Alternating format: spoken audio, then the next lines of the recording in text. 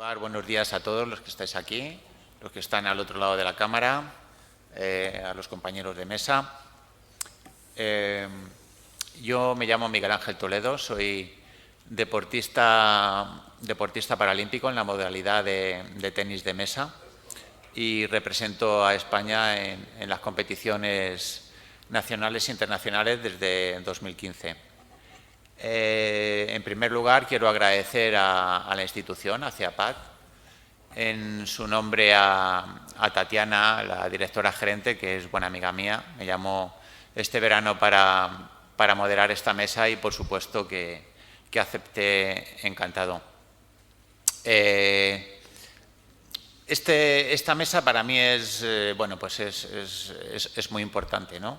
Creo que es un ámbito que las personas con discapacidad tenían desde las altas instituciones como muy olvidada, ¿no? Probablemente porque había otras acciones más importantes en las que trabajar con las personas con discapacidad. Pero por fin el deporte empieza a ser un ámbito importante en las personas con discapacidad, sobre todo en las personas con una discapacidad importante que necesitan un apoyo técnico. Por eso hablamos de deporte adaptado. Pienso que para todos es más o menos conocido el deporte paralímpico. Últimamente por televisión cada vez se hacen más retransmisiones y es muy posible que conozcamos a algunos deportistas paralímpicos, como por ejemplo, no sé, se me viene a la cabeza Teresa Perales, ¿no? Quien no la conoce hoy en día. Pero yo creo que realmente lo más importante de todo es que el deporte adaptado esté cerca del ciudadano con discapacidad, que tenga un abanico de posibilidades muy próximo para poder practicar deporte, que en realidad es de lo que se trata. Posteriormente, pienso que el deporte de alto nivel vendrá de la mano de ello, pero lo más importante es que se practique el deporte. Bueno, pues en ese ámbito encaja esta mesa. Ya hemos visto en mesas anteriores las iniciativas que se están llevando a nivel estamental, ¿no? Con los proyectos del CRMF en Albacete, aquí en Madrid en el CRMF de Vallecas. Y en esta mesa vamos a ver ejemplos interesantísimos de iniciativas privadas que están abogando por el deporte adaptado. Así que sin más voy a pasar a presentar a los ponentes. Entonces tenemos aquí a mi derecha a Javier González Lázaro. Él es licenciado en Ciencias de la Actividad Física y el Deporte. Está vinculado al mundo universitario, tanto en investigación como en docencia. También ha sido técnico del Comité Paralímpico y, bueno, por lo que he leído, también tuvo un cargo importante en las Paralimpiadas de Londres 2012. ¿No es así, Javier? Sí. Bien. Yo, además, estoy intrigadísimo porque reconozco que, bueno, no lo he dicho, él es el presidente de la Federación de Montañismo, Escalada y Senderismo de Castilla y León. Entonces, yo estoy muy intrigado en que nos cuente el deporte adaptado en este ámbito, porque para mí reconozco que tengo total desconocimiento en este apartado. Por otro lado, tenemos aquí a mi izquierda está Carlos Rolandi. Él tiene formación de economista y ha tenido varias iniciativas en actividades deportivas. Y luego algo que he leído sobre él, que no conocía esta faceta de Carlos, que es deportista profesional de deportes aéreos. Así que, bueno, ya me contarás. Esto es interesante.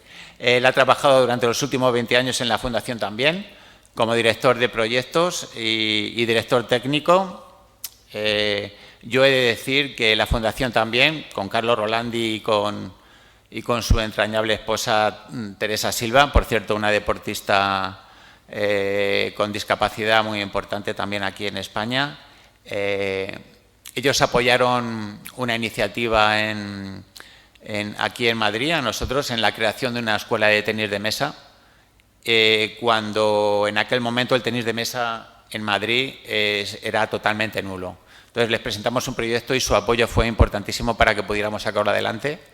De hecho, la escuela sigue funcionando y yo estoy especialmente orgulloso de aquello porque, principalmente no solo porque dimos a conocer el tenis de mesa a muchísima gente que lo desconocía y que lo ha podido poner en práctica, sino que además de aquella escuela han salido deportistas de altísimo nivel que han competido a nivel nacional, siendo campeones de España y a nivel internacional. La escuela está en la Fundación del Lesionado Medular. Aquí además tenemos a su coordinador de deportes, Iker Susi. Así que bueno, sin más, no quiero robar más tiempo. Esta mesa tiene como unos 45 minutos de duración. Voy a pedir a los ponentes, por favor, que no excedan sus exposiciones en más de 20 minutos para que, como entiendo que es una mesa muy interesante, posteriormente podremos abrir un turno de preguntas. ¿De acuerdo? Así que, Javier, si te parece, puedes comenzar con tu exposición. Bueno, pues buenos días a todos. Muchas gracias a los que nos acompañáis aquí en la sala y a los que están por internet desde sus casas. En primer lugar, pues agradecer al CEAPAT la organización de estas jornadas. También pues destacar que la primera de ellas la dediquen al deporte, ¿no? Lo cual pues nos da una muestra de la importancia que el deporte está cobrando. Agradecer a Jaime y a Raquel pues todo el proceso previo para llegar hasta aquí y a todo el personal del CEAPAT y que hayan pensado en nosotros por creer que tenemos algo importante que podíamos compartir.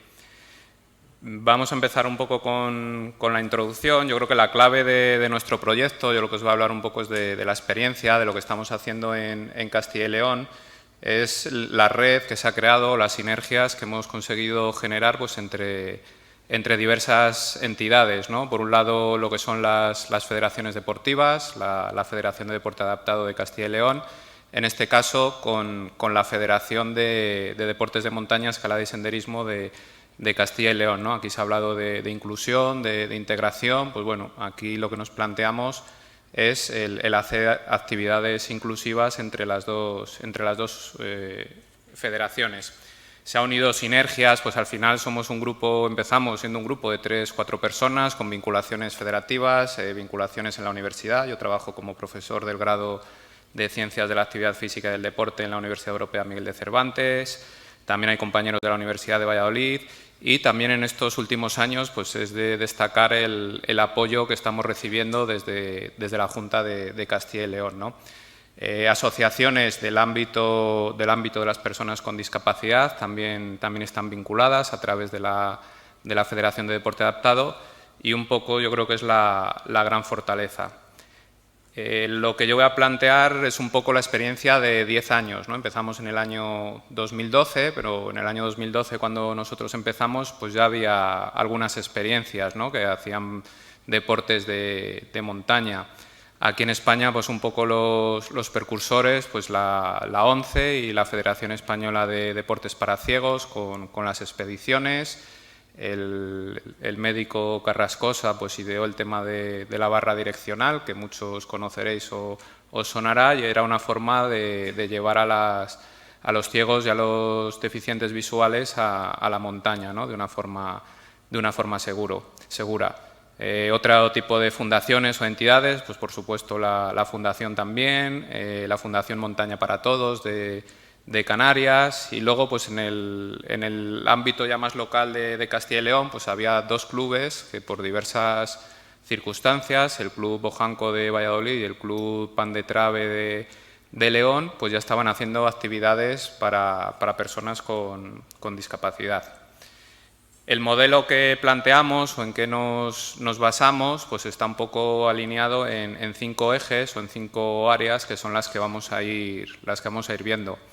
Si os dais cuenta ahora cuando vayamos comentando, muchos de estos temas son los que han ido saliendo a lo largo de la mañana, ¿no? Entonces nosotros lo que nos hemos planteado es cómo poder trasladar esos temas al ámbito de los deportes de montaña. Sobre todo en un principio pues empezamos con el senderismo, pero bueno, ya hay temas de paraescalada, ¿no? De escalada de competición para personas con discapacidad, que incluso se está planteando que pudiera ser paralímpico para los Juegos del 28, y actividades de montaña pues ya más serias, ¿no? No es simplemente salir a dar un paseo al monte, que también está bien, sino pues ya actividades que entrañan cierta complicación.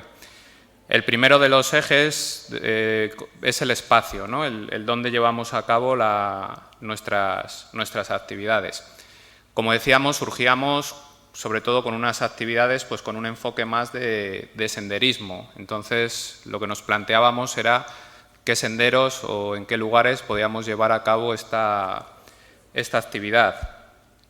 Entonces, las federaciones de deportes de montaña, una de las facetas que tenemos es que homologamos senderos, ¿vale? Si os suena todo esto de los GR, los PR, pues esos son marcas de calidad de los senderos que lo homologamos las federaciones de deporte de montaña. En Castilla y León, porque os hagáis una idea, pues más o menos hay unos 300 senderos, ¿vale? Pero este modelo se utiliza en toda España. Y lo primero que nos planteamos era, oye, pues vamos a ver de estos 300 senderos que nosotros tenemos, hay hechos tracks en condiciones, tenemos mapas, tenemos datos, tenemos una garantía de que ha ido un técnico nuestro a hacer una visita de inspección y el sendero está bien, vamos a ver cuáles pueden ser accesibles. Desde la Federación Española ya se estaba trabajando un tema de categorizar, digamos, los senderos, se hablaba de qué senderos podían ser aptos para hacerlos con niños, qué senderos podían tener un interés cultural, un interés geológico, y entonces nosotros lo que planteamos, oye, pues vamos a crear una etiqueta o una categoría que vamos a llamar senderos accesibles. Entonces, claro, ¿qué consideramos que es un sendero accesible? Pues aquí surgió el primer problema, ¿no?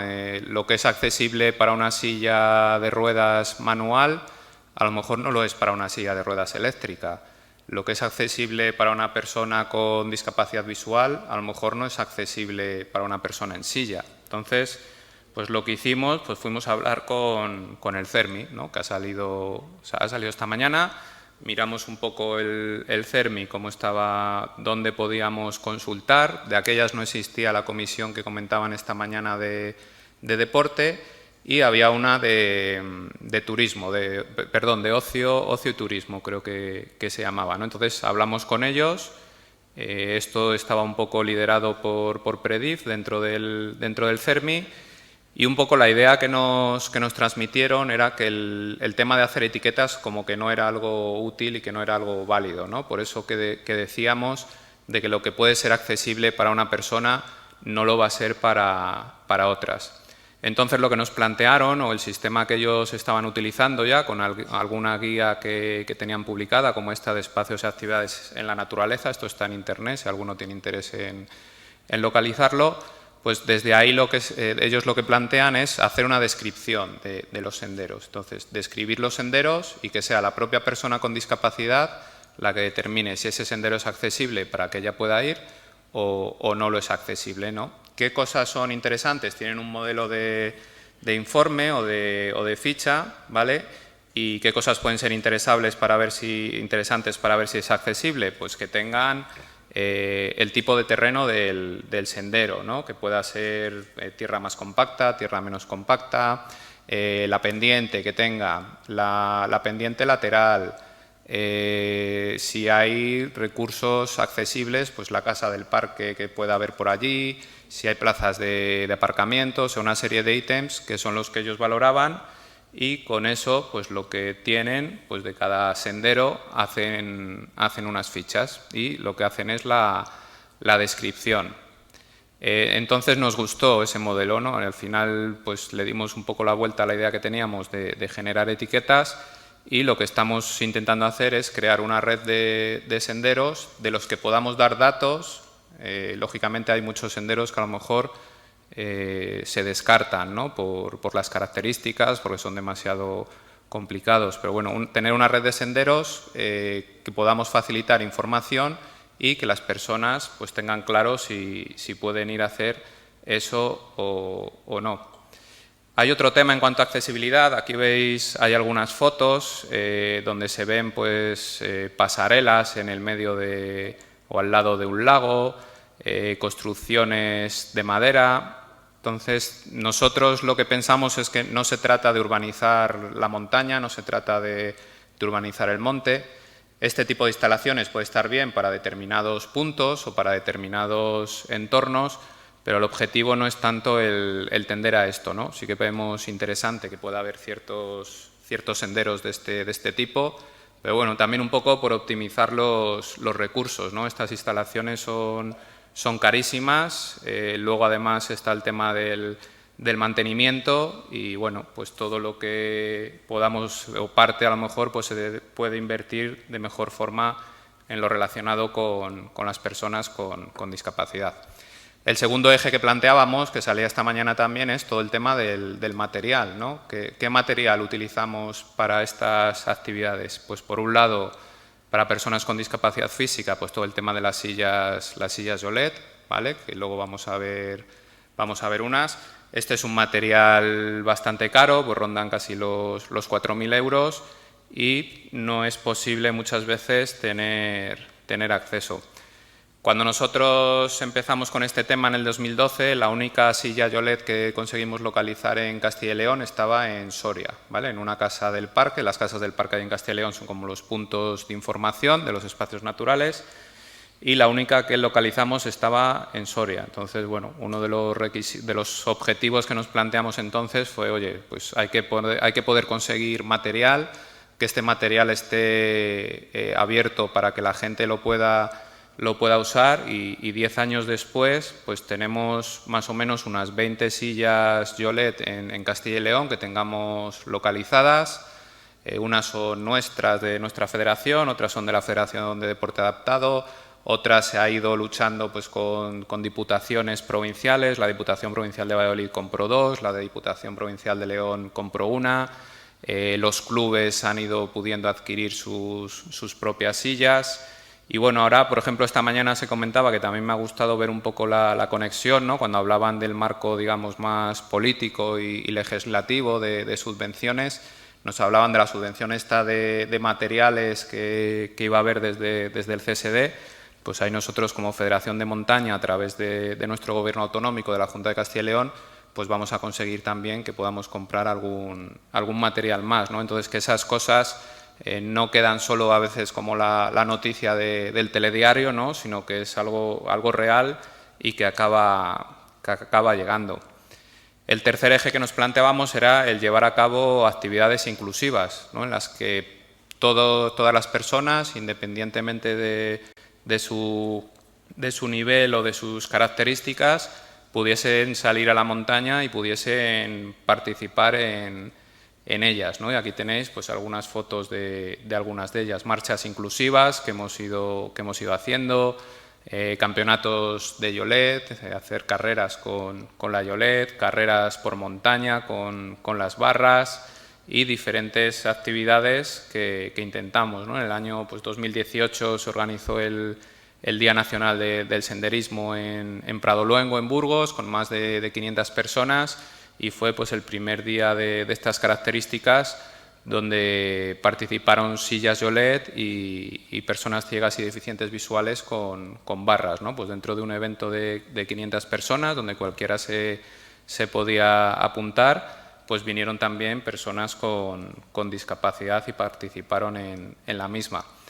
Decía que la Junta de Castilla y León ha sido un apoyo importante y lo viene siendo pues casi desde el 2016, ¿no? Allí generaron un programa específico de deporte y discapacidad que ha abarcado otros deportes, otras modalidades y otros contenidos, pero donde el senderismo y los deportes de montaña pues también tuvieron su participación importante, ¿no? Pues sobre todo en el año 2018 pues se generó ahí un proyecto, muchos de estos años también pues financiaron alguna silla y se subieron pues cumbres significativas de nuestra comunidad de Castilla y León. Ahora, por ejemplo, el día 1 de octubre pues vamos a subir al refugio de la Laguna Grande de Gredos. Nos vamos a ir con nuestro director general de deportes que tiene deficiencia visual. vendrá gente con sillas Yolet y alguna persona también con discapacidad intelectual. Aquí más actividades. Esta que vemos de la izquierda pues ha sido un poco la evolución, ¿no? Esta ha sido de hace 2 semanas, lo que está ahí en la parte izquierda. Si a alguno le gusta la montaña o lo conoce, esto es el refugio de Collado Hermoso y se subió con una silla Yolet. Entonces, bueno, esto ya es una ruta de montaña que tiene cierta exigencia, con varias horas, con un desnivel importante. Y bueno, había una persona que en su día era montañera, tuvo un accidente y quedó con problemas de movilidad reducida y tenía ilusión por subir al refugio, ¿no? Acompañado, y esto al final pues fue algo familiar, pero muy entrañable, ¿no? Acompañada de su marido, de amigos, de compañeros, pues se subió hasta el refugio de Collado Hermoso, que está en los Picos de Europa, a 2.400 metros de altitud. Esto de la derecha pues es la semana pasada mismamente, un campeonato de Europa en Francia de sillas Yolet, donde al final lo de menos es la competición. Ahí veis la entrada en meta, nos invitaron los franceses con gastos pagados a que pudiésemos ir con 2 equipos, lo único que tuvimos que pagar fue el desplazamiento en avión hasta allí, y ahí veis las indumentarias que llevaban, ¿no?, en la carrera y la entrada en meta. Pues es un poco la excusa para poder llevar a cabo estas actividades y darlas a conocer. Un apartado que ha salido dando esta mañana también, el tema de la formación. Se comentaba que si no había técnicos formados. Bueno, yo creo que técnicos formados hay, ¿no?, y cada vez más. Aquí está la muestra de que estáis bastantes alumnos que os estáis formando sobre el tema. Quizás aquí el problema, yo más que la falta de técnicos, veo la falta de oportunidades, ¿no?, y de puestos cualificados. Pues bueno, hay centros que a lo mejor se enfocan mucho a personal sanitario, que estas actividades pues a lo mejor lo hacen fisioterapeutas o lo hacen terapeutas ocupacionales, y yo creo que ahí sí que, sobre todo los jóvenes y que estáis ahora estudiando, pues hay que luchar un poco por conseguir perfiles de graduados en Ciencias de la Actividad Física y del Deporte en estas actividades, ¿no? Lo vamos viendo por aquí. Pues bueno, diferentes jornadas con discapacidad. Este de la izquierda pues es la primera actividad que yo creo que se hizo en Castilla y León en el año 2010, jornadas de discapacidad.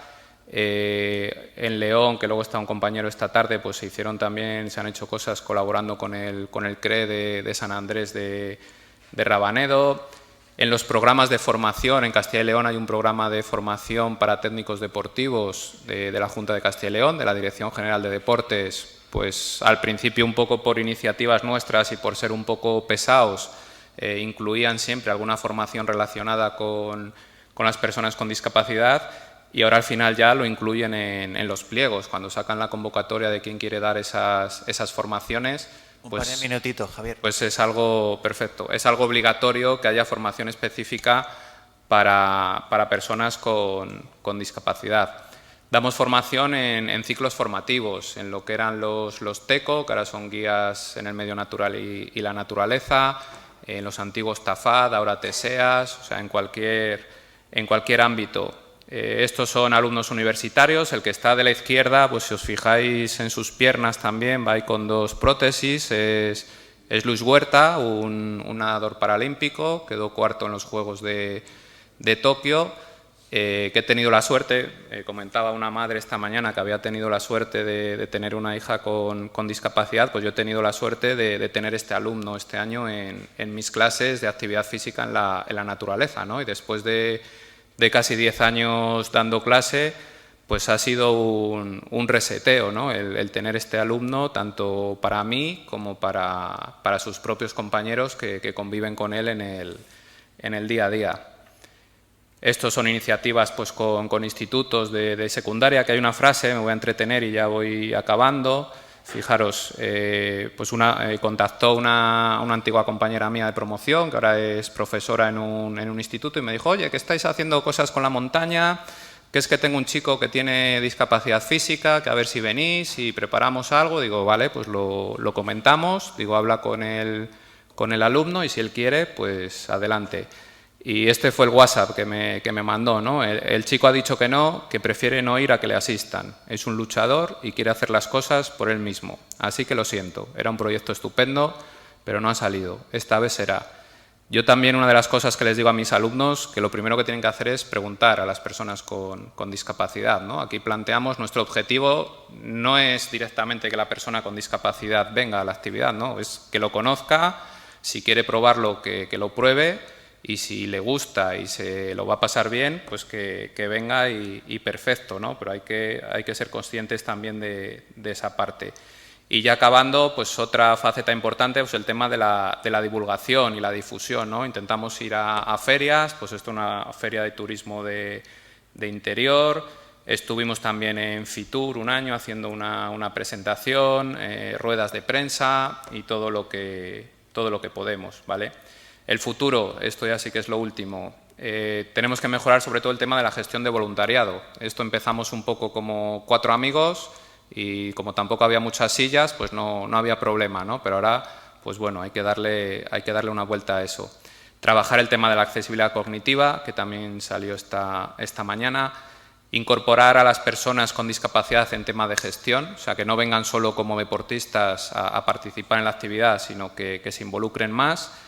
Nuevas modalidades deportivas como el Nordic Walking Blind para personas ciegas y luego temas de competición, ¿no? Que se plantea ahí el reto, Juegos Paralímpicos con la paraescalada o iniciativas que vayan surgiendo.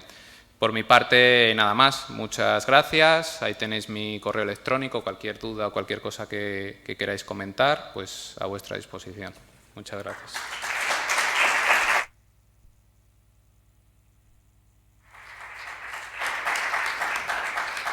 Muchas gracias, Javier, por tu interesante exposición. Normalmente el deporte, no sé por qué, le vinculamos a espacios cerrados y el hecho de practicar este tipo de actividades en la naturaleza yo creo que es más que interesante. Así que gracias. Bueno, Carlos, es tu turno.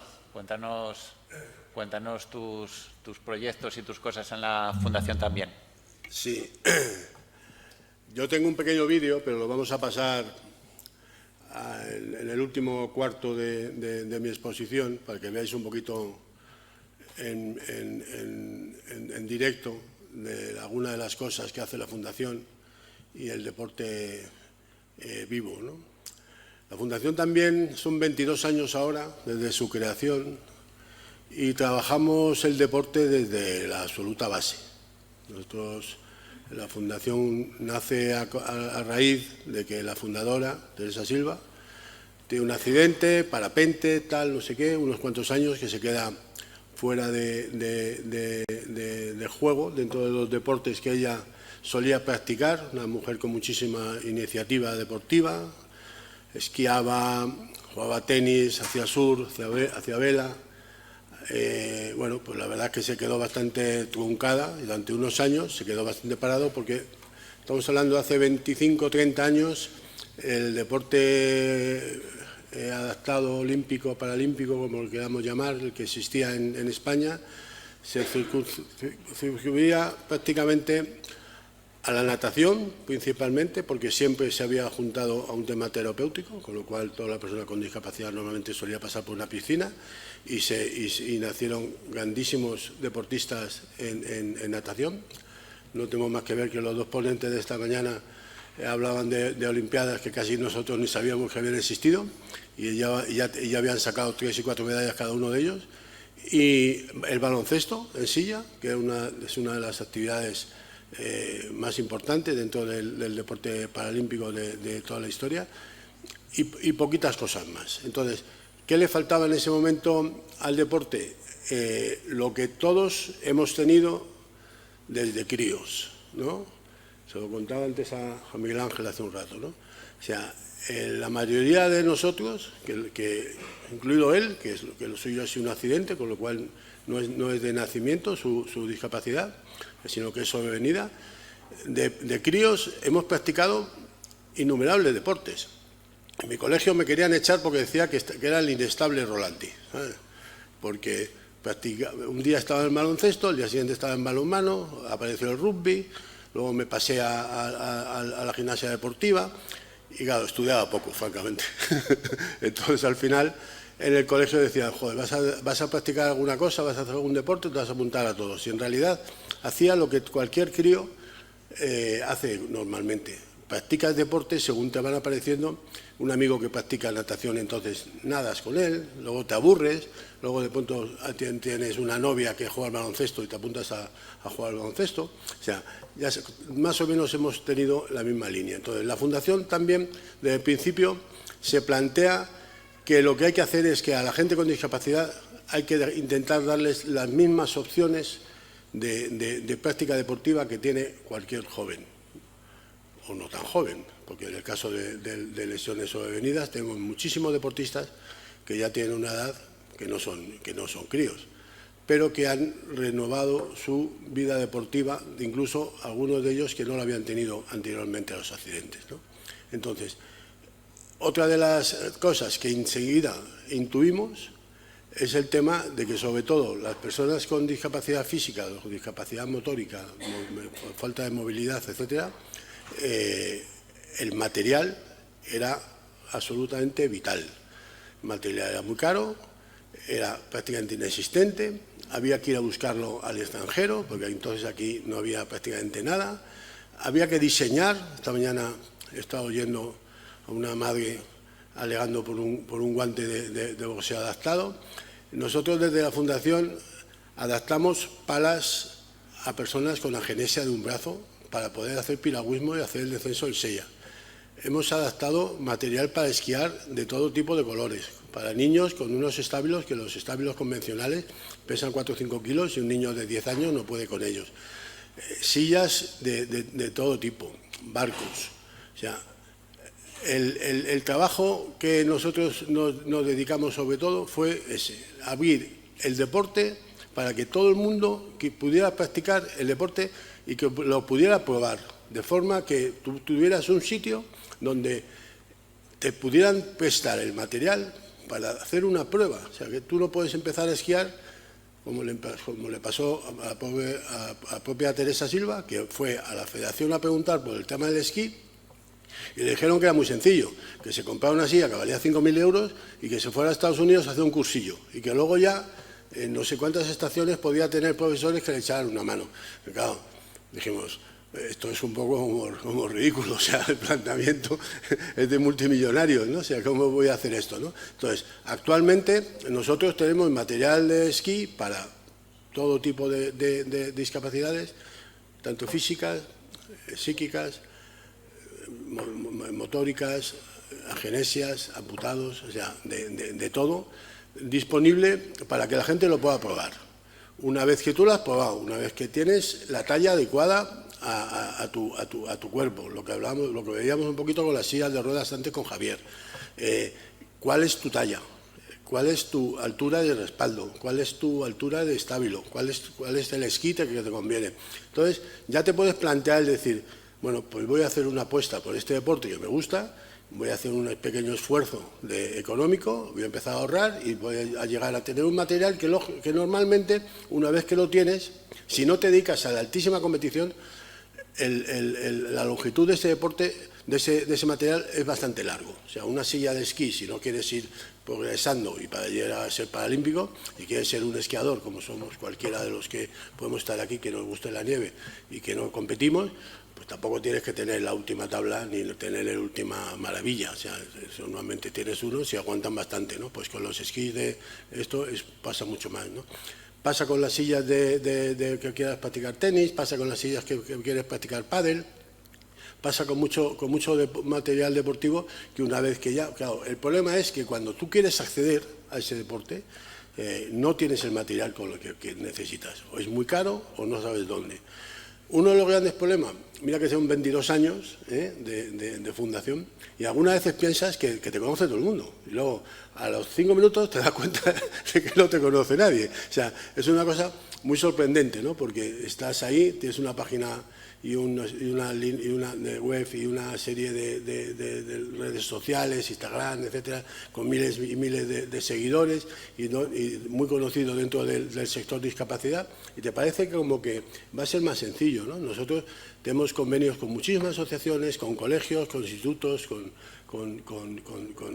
todo tipo, con deportistas, con familias, y cedemos el material para que la gente pueda ir a sus excursiones de esquí con el colegio, para que pueda hacer sus excursiones en el este.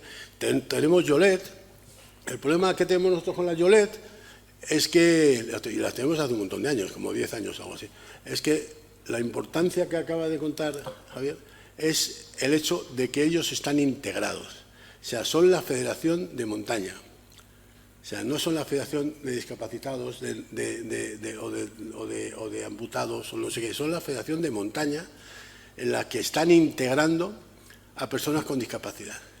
Y entonces, lo primero con lo que cuentan es una gran base de montañeros que pueden prestar ayuda y pueden prestar colaboración a esa gente que se acerca ahí para poder llevar una Yolet.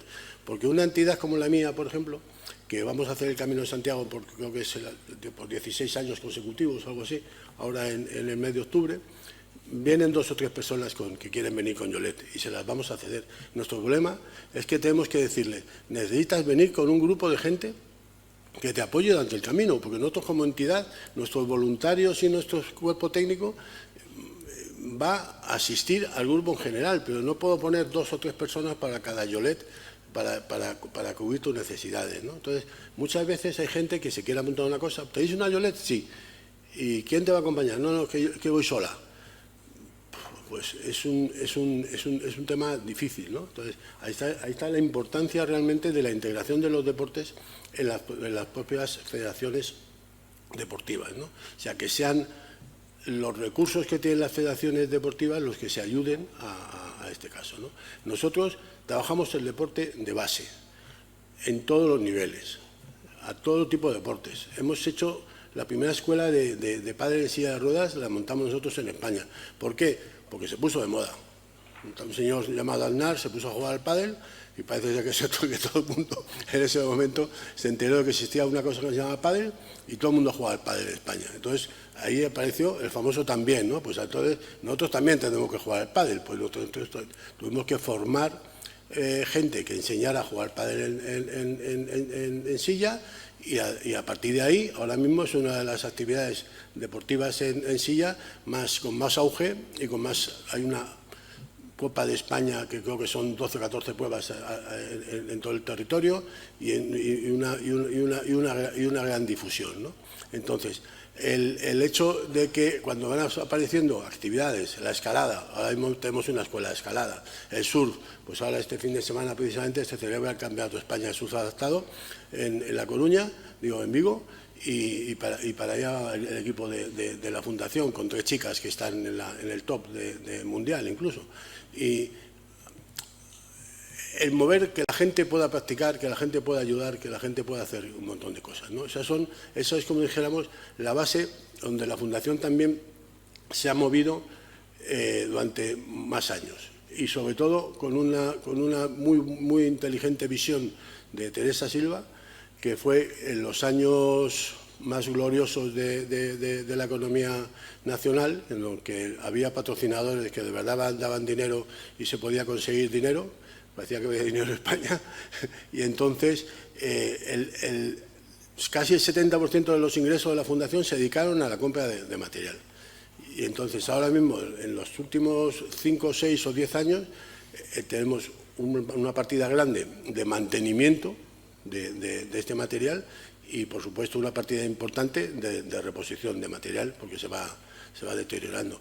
Pero podemos decir que tenemos probablemente la base de material deportivo más amplia que hay en España, seguro, de todo tipo de deportes, ¿no? Y además tenemos un grupo de técnicos con muchísima experiencia en poder ayudar a familias, poder ayudar a institutos, colegios, etcétera, o adaptar instalaciones o adaptar recursos propios, a prestar material. Siempre que se presta material se pide que se use, eso es una cosa fundamental. O sea, la gente en su momento, por ejemplo, cuando fuimos también los pioneros de traer la handbike a España, el handbike no existía, cuando nosotros trajimos las primeras handbike a España no existían, y cedimos 60 handbikes en todas las vías verdes, a las vías verdes de España, 60 handbys, de las cuales todavía están en estas vías verdes cerca de 40 de ellas. Las otras 20 se retiraron, sobre todo porque los sitios donde se cedieron, en realidad no había nadie que lo promoviera a su uso. Entonces, pedíamos una serie de informes, en cuanto llegaban un año en el que se habían utilizado una vez, 2 veces, incluso en algún sitio, estaban en el mismo sitio que los habíamos llevado, o sea, no se habían utilizado nada, pues eso las recogimos y las utilizamos a otras campañas, como la de los colegios, ¿no? Ahora veréis un poco en el vídeo alguna del modelo que también tenemos educativo, que es una de las cosas que también trabajamos muchísimo en estos últimos años, que es favorecer la inclusión en los centros educativos. O sea, es uno de los grandes esfuerzos que hace la Fundación actualmente, es trabajar en la juventud, trabajar en la inclusión, y para ello hacemos una serie de visitas a colegios, etcétera. ¿Podemos poner el vídeo un poquito? Lo tenemos ahí de fondo, mientras sigo hablando. ¿Tiene sonido? No tiene sonido, no, porque simplemente para que veáis un poquito. Esta primera parte, pues como veis, se trabaja un poquito el tema escolar. La necesidad que los niños tienen de compartir espacios y deporte con sus compañeros es fundamental para la autoestima de los críos, que es que cuando les das opciones de material deportivo pueden practicarlo con sus compañeros, y luego también la parte muy importante es de ponerse en el cuerpo y en la posición en la piel del compañero que necesita una serie de recursos para poder activizar. Estos son un programa que hacemos desde hace, pues no sé, muchísimos años, como 14 años o así, que se ha ido más o menos, no digo copiado, simplemente es la tendencia, y se hace en muchísimas comunidades y muchísimas otras entidades han hecho cosas parecidas. Nosotros fuimos en este momento muy pioneros. Como veis, parte del personal que trabaja con la Fundación son deportistas con discapacidad de diferentes disciplinas, que lo que hacen es jugar con los críos. Para chavales de esa edad, ver a alguno de los deportistas nuestros, cómo manejan un balón, cómo se manejan con una silla de ruedas jugando al baloncesto, lo que son capaces de hacer con una bicicleta, etcétera, etcétera, con una pala, pues es impresionante, ¿no? ¿Para eso qué se requiere? Pues mucho material, otra vez, ¿no? Entonces, esa cantidad de material que hemos tenido es el que nos ha proporcionado que muchos de estos centros nos solicitan material para una jornada determinada, para unas olimpiadas que se hacen en el centro, etcétera, cosas que cada vez se van divulgando un poquito más, ¿no? Para nosotros esto es la base. A través de estos también muchas familias nos conocen. O sea, hay niños que llegan y dicen: hoy ha estado la Fundación también en el colegio, hemos estado montando en bicicleta, hemos estado montando jugando en silla, hemos hecho bádminton, hemos hecho tal, y entonces nos gustaría practicar, ¿no? Luego está el ámbito de competición.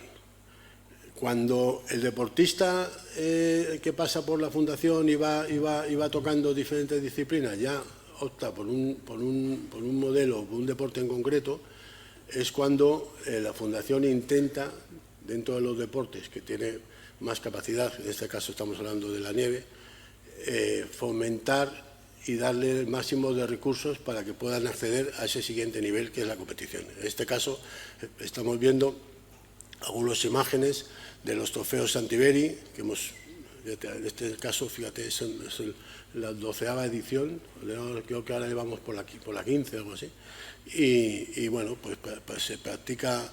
Tenemos grandísimos deportistas que ahora mismo están en el rango ya prácticamente paralímpico, en algunos de los que nosotros hemos tenido una chica paralímpica, precisamente en esta disciplina, sobre una sola pierna. Entonces, el deporte de competición en la Fundación también se toca. Lo que pasa que es como si dijéramos la punta de la pirámide nuestra, ¿eh? O sea que cuando intentamos que el que ya se va consolidando, el que ya necesita uno de eso, ya tiene que apostar por un material propio, pero nosotros seguimos proporcionando los técnicos, seguimos proporcionando la infraestructura, seguimos proporcionando los convenios que tenemos con las estaciones, seguimos proporcionando el apoyo logístico para que puedan llegar a lo más alto dentro de... ¿Ves terminando, Carlos? Vale. Entonces, lo más importante... Bueno, hay un tema que me gustaría... Cuando se habla de la formación de los técnicos, etcétera, un buen técnico puede ser un excelente técnico en adaptado. O sea, lo importante es tener un buen técnico. O sea, si todos los que estáis aquí, que pertenecéis al grado y pertenecéis a los másteres de Javier, etcétera, si tú estás bien formado en tu deporte, si tú eliges un deporte y tú eres un gran técnico en tu deporte, el paso a ser un técnico en deporte adaptado es mínimo comparado como si lo intentáramos hacer al revés. O sea, una persona que sepa mucho de discapacidad, ¿le vas a enseñar a esquiar para ser profesor de esquí? Jamás. O sea, nunca. Entonces, un gran esquiador, un gran profesor de esquí, en cuanto le das 4 normas y ve el material 2 días, es un gran técnico. Entonces, eso que lo tengáis todos muy en mente. O sea, formaros muy bien como técnicos en vuestro deporte y luego intentar, cuando llegue, si sois un deportista de montaña, de alta montaña o de media montaña o lo que sea, cuando alguien te venga a autorizar una yolet y venga con unos voluntarios y tú seas capaz de tener una yolet a tu disposición, vas a conocer el entorno, que es lo más importante, vas a conocer cómo es la montaña, vas a conocer cómo son esos senderos y tú vas a saber perfectamente cómo indicar a los voluntarios que vengan contigo cómo hacer esa actividad. Lo pasará igual con el esquí, con el pádel, con el tenis, con cualquier otra disciplina que vosotros podáis practicar, con el ciclismo, con cualquier otra disciplina que podáis utilizar. Lo primero que tenéis es una gran base como técnico en el deporte y luego una adaptación al deporte adaptado. Pero es mucho más sencillo de lo que la gente puede creer. Son 4 normas de conocimiento de la discapacidad, mucha empatía, eso sí, si no la tienes, olvídate. O sea, el deporte adaptado y el trabajo con gente con discapacidad se requiere muchísima empatía. Eso tú lo sabes. Puedes tener un entrenador que es muy bueno, que viene de no sé dónde, tal y cual, y resulta que luego es un borde y no hay manera de tratar con él. Entonces, la empatía para tratar con la gente con discapacidad es fundamental. Y si tú tienes empatía y tienes buenos conocimientos, serás un excelente técnico y en la Fundación también tendréis un apoyo, todos vosotros, para cuando necesitéis material, cuando necesitéis asesoramiento para una persona, para un alumno, para un deportista que caiga en vuestras manos, contar con nosotros. Gracias.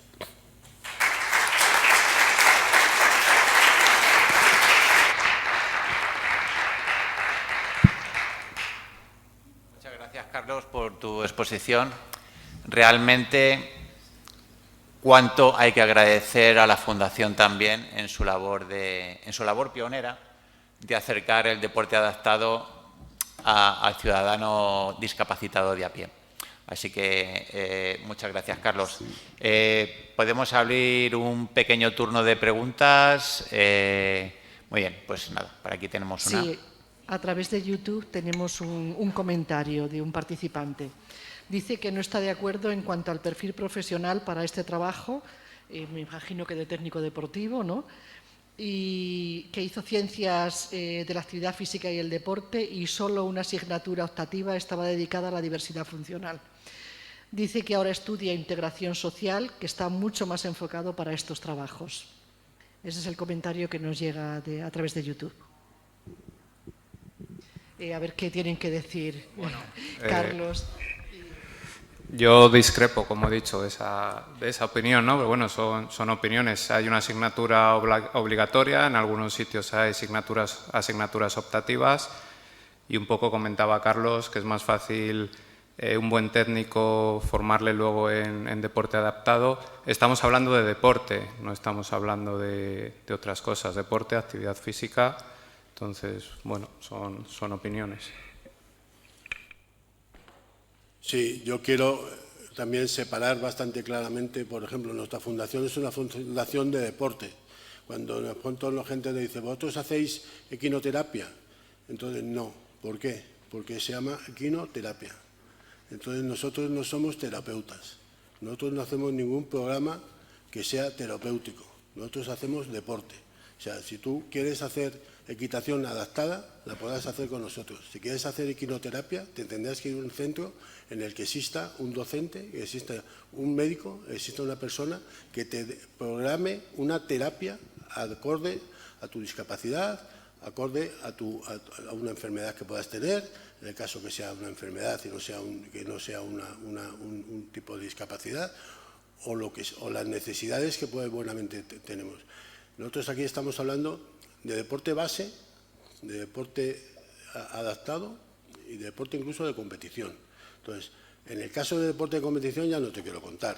O sea, o cuentas con el mejor técnico que pueda tener María José Rienda esquiando y que entrene luego a tu esquiadora en silla, o no llegarás nunca a nada, porque son cosas de altísima capacidad técnica que solamente está exclusivamente para los técnicos deportivos.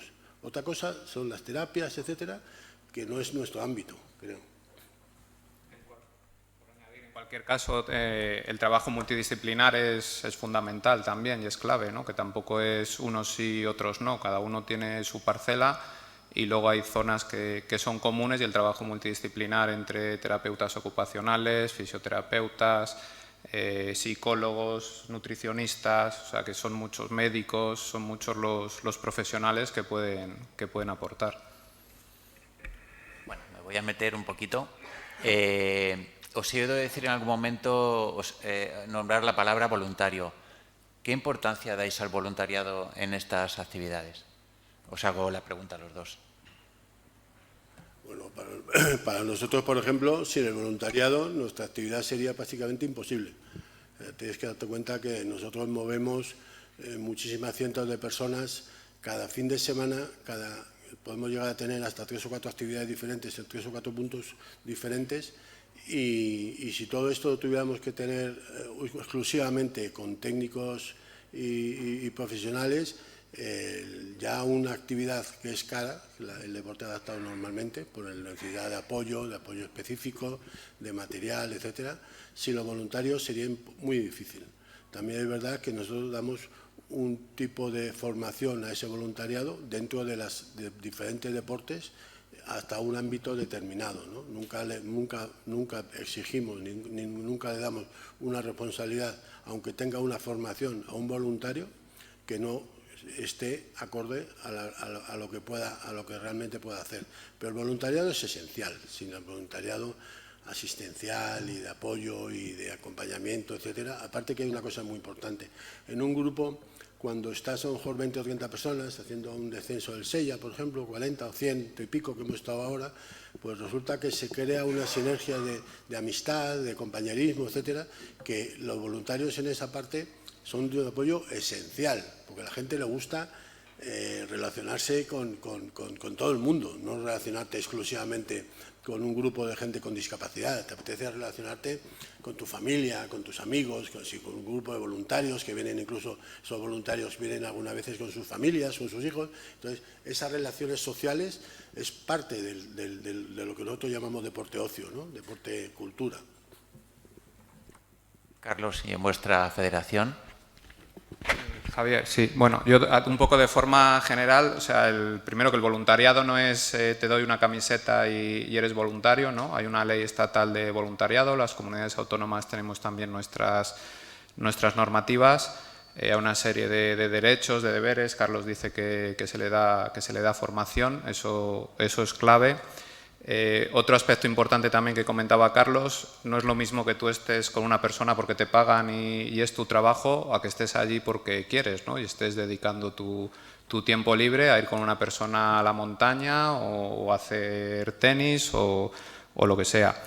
Luego también el voluntario no debe suplir al profesional, o sea, no tenemos que ver el voluntariado como decir, oye, esto me lo ahorro, no contrato técnicos, lo hago todo con voluntarios, sino que tienen que ser aspectos que se complementen, ¿no? Por el valor añadido que a nuestras actividades va a dar el voluntariado, sobre todo por eso, porque están allí, porque quieren, no porque les paguen.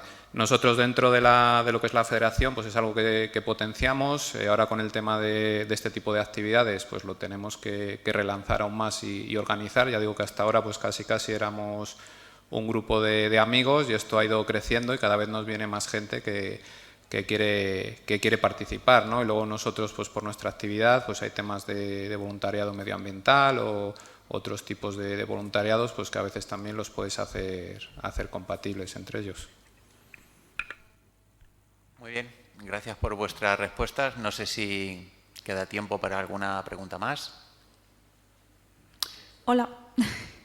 Bueno, lo primero agradeceros la ponencia, que me ha gustado mucho. Me presento, soy Ruth Hernández, responsable del área de accesibilidad y vida independiente de COCENFE y muy apasionada de deporte de montaña.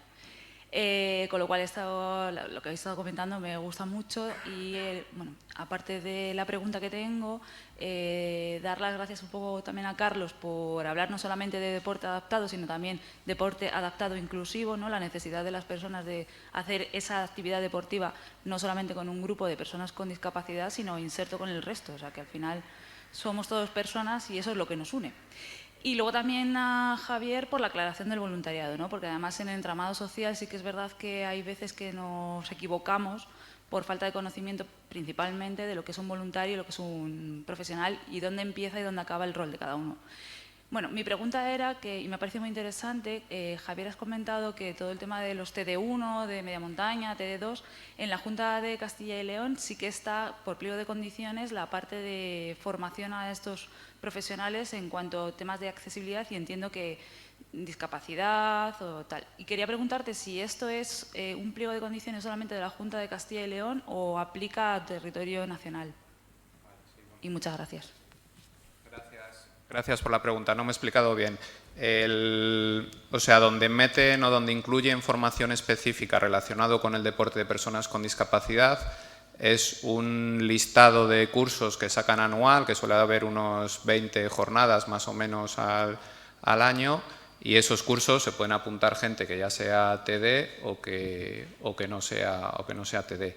En lo que es la formación específica oficial de TD se cambió. Creo que el decreto es del 19, que se ha empezado a implantar este curso pasado, y ahí se tratan, en las formaciones oficiales, me refiero, se tratan algunos temas de discapacidad, de personas con discapacidad, pero están, digamos, de forma transversal con la asignatura. Fijaros, aquí se ha dado un proceso. Antiguamente en la formación había un bloque complementario donde se podía dar una asignatura de montaña y personas con discapacidad. Y ahora lo que se ha tratado es integrar eso de forma transversal en todas las asignaturas.